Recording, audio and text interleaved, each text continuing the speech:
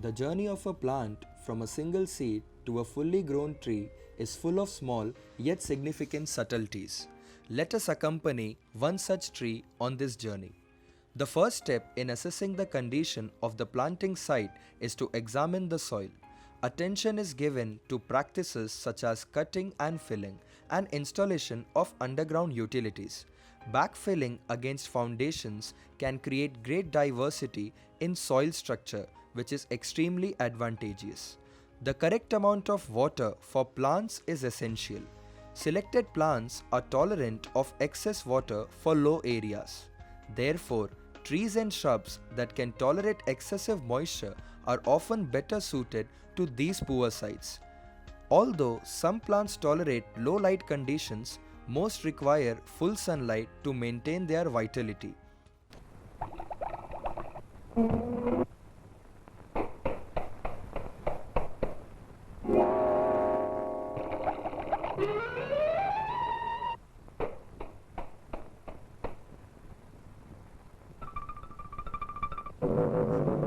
A standard process adopted for tree plantation revolves around the basic need of building a strong foundation. The nurturing of a plant during its initial phase of growth requires a lot of patience along with a sufficient understanding of the surrounding conditions. Several phases that are involved during the planting of a tree need to be executed with utmost care. As beyond the obvious, there are some advantages invaluable to humans in planting trees. Some of these are common knowledge, some are not. Trees provide a variety of environmental values, including screening of unpleasant odors, absorption of noise, reduction of pollution, and temperature in the cities. Mangroves that grow on a marshy land help in reducing stormwater runoff that saves a lot of drainage costs. Noise pollution is often an overlooked problem. Excessive or unwanted sound is associated with negative psychological effects. Trees play an important role in deadening unwanted noise. Trees demonstrate the ability to reduce heating and cooling costs. Ecology theory identifies five environmental systems. One of them is called a macro system. See, when you say microsystem, like you can say like different kinds of trees, different kinds of vegetation, different kinds of ecological systems. So generally, general example I can give you is like, say a grassland, where there is only grass growing, no trees. Okay, so grassland supports different kinds of birds. Okay, you have woodland like trees, which supports different kinds of birds, different kinds of insects, different kind of ecosystem. You have wetland, so again a different kind of atmosphere, different kind of vegetation and all that. So when you are creating these kind of different ecosystems, different niches, you are actually supporting the life forms which are existing in that ecosystem. Say like when you say about grassland, then you are supporting different varieties of grasses. They are may be palatable, may not be palatable. You are creating an say like aquatic ecosystem or say wetland. Then you are creating an area which has lot of water, humidity levels are very high, you have a lot of mud and lot of different kind of animals or like frogs and fishes and crabs and all that kind of thing which are living in that kind of ecosystem. When you create a woodland, like there are a lot of trees and climbers and say small shrubs and all that, you are creating different ecosystem. These ecosystems support different kinds of life forms. Okay, and all these life forms are necessary. When we say that we want to nurture a biodiversity, certainly you are nurturing different life forms. So when you are creating that kind of niche or that kind of ecosystem, you are actually supporting the nature. So we create different kinds of ecosystems here. So part of the nature park is like woodland, part of it is grassland, part of that is an aquatic ecosystem. We have the Mithi Nadi, which is an estuary ecosystem. Adjoining to Mithi River, we have mangrove ecosystem. So different kinds of ecosystems are nurtured, taken care of, supported to maintain different kinds of life forms. Soil condition is an important factor that hugely impacts the growth of trees. This pie diagram gives an indication of the perfect soil composition that should be used. The fresh breeze provided by trees helps in creating a benign atmosphere, which in turn has a positive psychological effect on each and every human.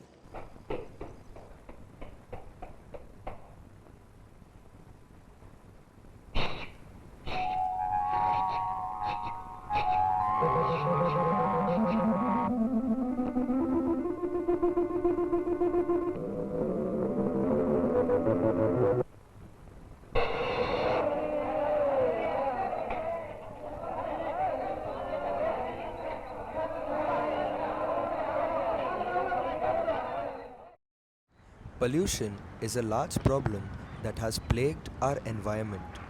Trees act like a natural filter for air. Mass deforestation leads to degradation of air quality.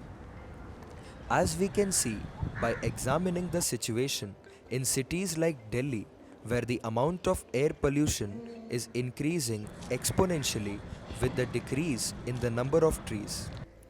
Air pollution is not only a major environmental hazard but also a root cause for many fatal diseases. In this era of mass urbanization, it is a great problem when trees are cut down for various needs of humans. A look outside your window can show you just how bad the situation is. At every sector of an urbanized city, we can see trees being felled for residential spaces. Trees also reduce the effect of global warming. They filter greenhouse gases like carbon dioxide. We can see the effects in places like Antarctica where glaciers are melting. All these problems can be solved by planting trees. There are a number of organizations that have taken up the task of increasing the green cover in our country. Let us examine some organizations that do this work for us. Bangalore, the city of gardens, is slowly turning into the Silicon Valley of India. We are a professionally run group of people dedicated to save the environment not by ourselves but by sensitizing others towards protection of environment. You can see the amount of trees that we have planted in these figures.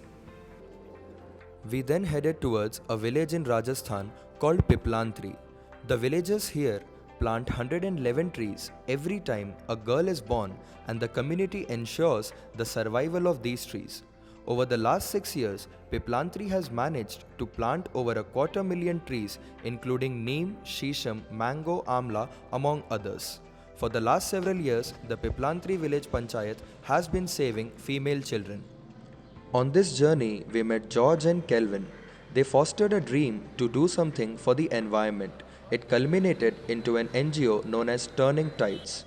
They adopted a rather humorous approach to support the cause. They started collecting and selling stacks of old newspapers to Raddiwalas and investing the money earned in buying saplings. Planting was done using Hugal culture, which basically adds biomass to the soil that eventually helps in forming a nutrient.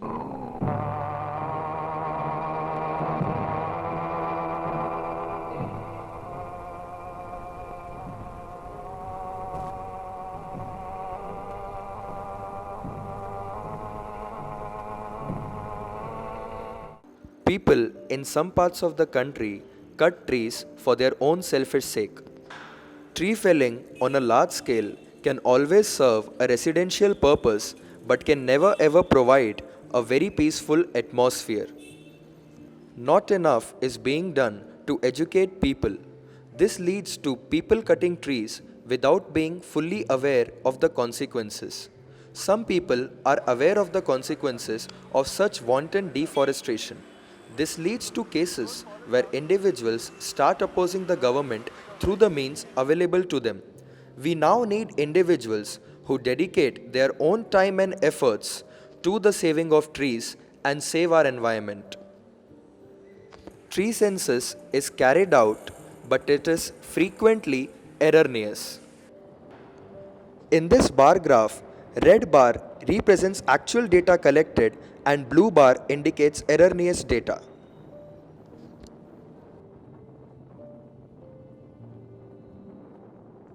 A horde of such notices that were put up by the government clearly encouraged tree cutting and hence were severely criticized by many NGOs.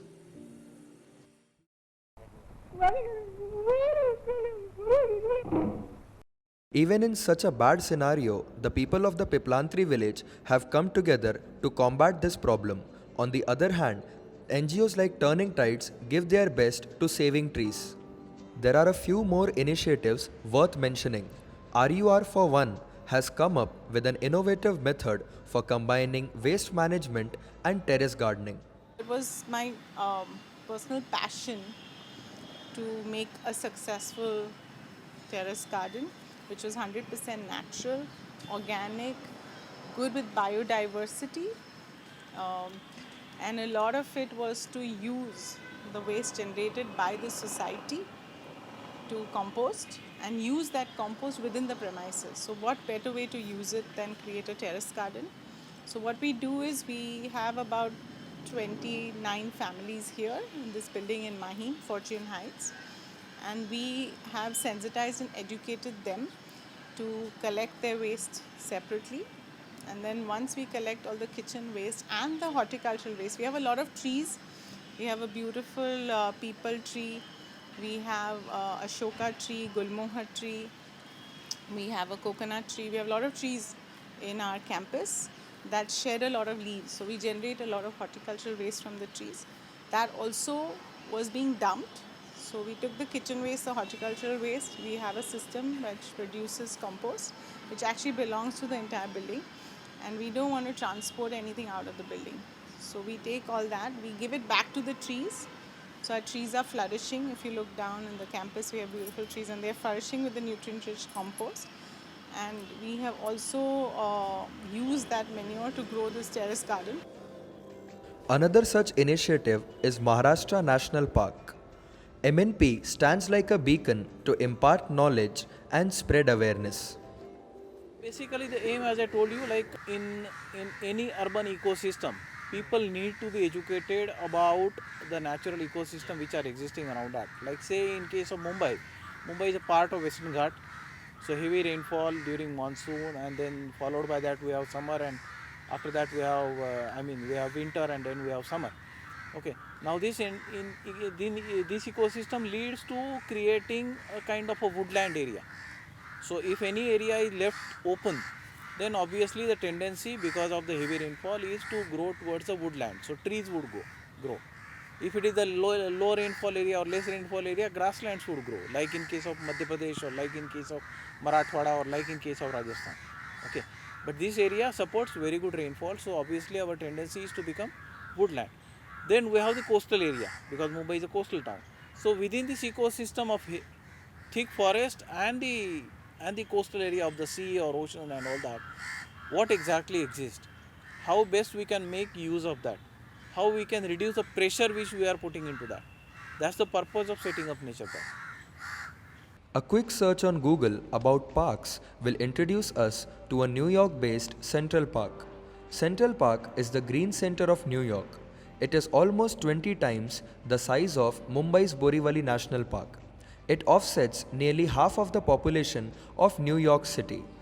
It is actually the most visited place in the United States of America. By referring at the map, it is quite clear that India lags behind in forest cover when compared to other countries. Let us know why this happens from the mouth of an expert. There's been lots of challenges. Challenges in terms of, people have lost, I feel people have lost the sense of, environmental well-being. And I don't blame them, it's because life has become hard. Life has become really painful. long working hours, very competitive. It's a real rat race. So they forget to water the plants. A lot of plants have died. Some of them don't even care if there are no trees. Now, new constructions, new buildings, okay, they concretize the entire area and they focus on the beauty of the structure, not on nature, because the builder needs to sell his flats. He puts, a lot of thought and process behind it. But the sad bit is that in the long run, when there are a lot of new buildings in a particular area, there are hardly any trees. Yeah, so basically it's the mindset that needs to be changed of the slightly elder people which is hard for us. Rather than the younger generation cooperate, but the elders take time.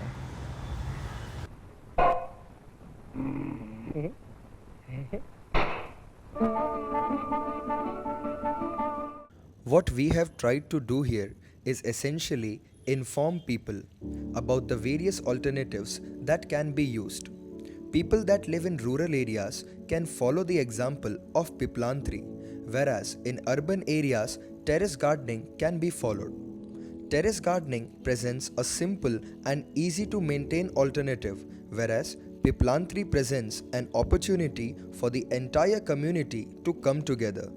Initiative like MNP simultaneously enhances biodiversity as well.